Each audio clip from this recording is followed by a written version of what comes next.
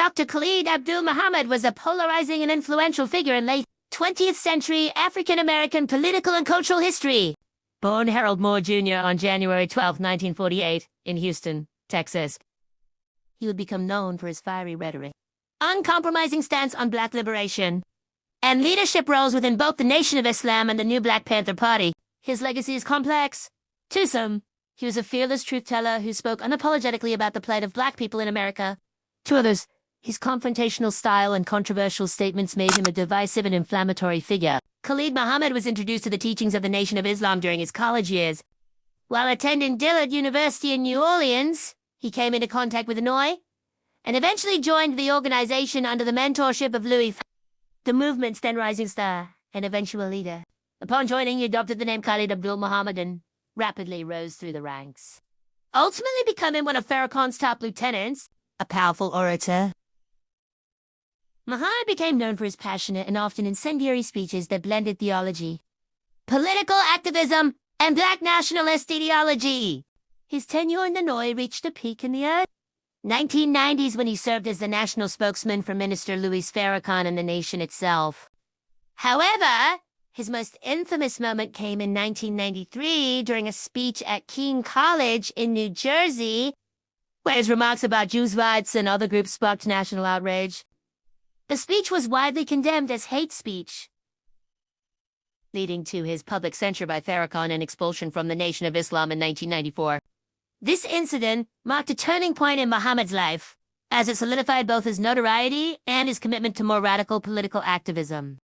Following his departure from the Nation of Islam, Khalid Muhammad aligned himself with the New Black Panther Party, a controversial group that modeled itself after the original Black Panther Party of the 1960s but diverged significantly in tone and tactics. In 1998, he became the national chairman of the NBPP and continued to promote his message of black empowerment, self-determination, and resistance against what he saw as systemic oppression and white supremacy. He called for the unity of the African diaspora, self-defense against racial violence, and the establishment of independent black institutions. His rhetoric was deliberately provocative. He sought to jolt black audiences out of complacency and ignite a spirit of militancy and pride. Critics accused him of promoting hate and division, but his supporters argued that he was merely speaking uncomfortable truths that mainstream leaders were too afraid to voice. Despite all, perhaps because of his controversial style, Khalid Muhammad drew considerable attention and support, particularly among younger generations of black activists. His influence extended beyond speeches.